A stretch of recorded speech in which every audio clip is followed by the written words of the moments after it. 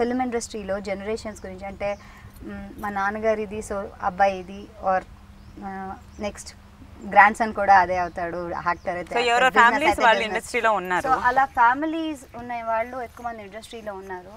ఇది ఎలాంటి ఎఫెక్ట్ ఇస్తుంది అంటారు? హౌ డస్ అది నిజంగా వర్కౌట్ అవుతుందండి? నిజంగా అంటే తరాలు ఉన్నారు కాబట్టి వాళ్ళ వెనక బ్యాక్గ్రౌండ్ ఉంది కాబట్టి ఇండస్ట్రీలో నిలదొక్కుంటున్నారు, బయట వాళ్ళకి అవకాశాలు లేవు అని అంటూ ఉంటారు. సో ఇది ఎంతవరకు కరెక్ట్ అంటారు మీరు? అంటే ఇండియాలో బిగ్గెస్ట్ స్టార్ షారుఖ్ ఖాన్. షారుఖ్ ఖాన్ ఎక్కడి నుంచి వచ్చాడు? He doesn't have any family base. అంటే ఒక్కళ్ళకి సాధించాలి అని పట్టుదల ఉంటే, ఇప్పుడు చిరంజీవి గారు వచ్చారు. చిరంజీవి గారు వచ్చేవరకు మాకు మా ఇంట్లో ఎవరున్నారు? ఆయన ఒక్కనే ఉన్నారు. అలాగే నాగేశ్వరరావు గారు కానీ రామారావు గారు కానీ వచ్చినప్పుడు వాళ్ళు ఇండివిజువల్ వాళ్ళు వచ్చారు. అట్లాగే అప్పుడు పాసిబిలిటీ అయింది, ఇప్పుడు పాసిబిలిటీ అవ్వదని అంటే ఎందుకు గ్యారెంటీ ఎందుకు జరుగుతుంది? అండ్ రీసెంట్ ఎగ్జాంపుల్ ఈ షారుఖ్ ఖాన్. తమిళ్లో చాలామంది పెద్ద హీరోస్ వాళ్ళకి ఎవరికి బ్యాక్గ్రౌండ్ లేదు, ఇంక్లూడింగ్ అజిత్. అంటే ఏ ప్రొఫెషన్కైనా సరే వాళ్ళ ఫ్యామిలీ ముందు ఎవరైనా ఉంటే జనరల్గా దానికి వాళ్ళు అట్రాక్ట్ అవుతారు.